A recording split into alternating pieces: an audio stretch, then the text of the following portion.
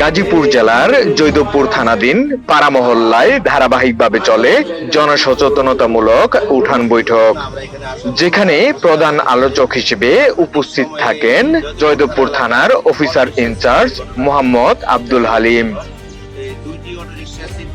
বৈঠকে ওসি আব্দুল হালিম স্থানীয় বাসিন্দাদের উদ্দেশ্যে চুরি, ডাকাতি, ছিনতাই, মাদক, ইভটিজিং এবং অটোরিকশা চুরি সহ নানা ধরনের অপরাধ দমনে করণীয় বিষয়ে গুরুত্বপূর্ণ দিক নির্দেশনা দেন। সাধারণ লোকজন পুলিশের কাছে আসে না, পুলিশ থেকে দূরে সরে গেছে, পুলিশের সাথে একটা নিরাপদ দূরত্ব বজায় রাখছে।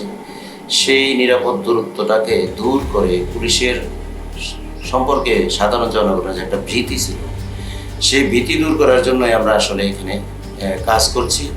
এই মাসে টোটাল আমরা 9টা উঠোন বৈঠক করেছি। আমরা চাচ্ছি এই দেশের সাধারণ মানুষের ভ্যাট ট্যাক্সে যেহেতু বাংলাদেশ পুলিশ বাহিনীর বেতন হয়, পুলিশ, থানা, ফাঁড়ি সাধারণ মানুষের জন্য একটা সেবাধর্মী প্রতিষ্ঠান।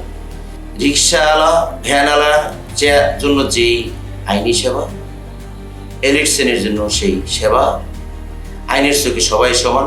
বাংলাদেশ পুলিশ যেহেতু একটি সেবাধর্মী প্রতিষ্ঠান, সেবাকে মানুষের দ্বার গোড়ায় পৌঁছে দেওয়ার জন্য আমরা এই উঠোন বৈঠক করছি।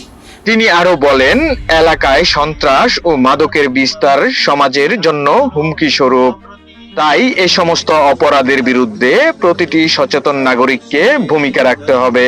এই উঠান বৈঠকের মাধ্যমে স্থানীয়রা সচেতন হয়ে সমাজ থেকে অপরাধ নির্মূলে এগিয়ে আসার অঙ্গীকার ব্যক্ত করেন। আইন শৃঙ্খলা রক্ষায় পুলিশ ও জনগণের সম্মিলিত এমন প্রয়াসই পারে গাজীপুরকে একটি নিরাপদ এলাকা হিসেবে গড়ে তুলতে।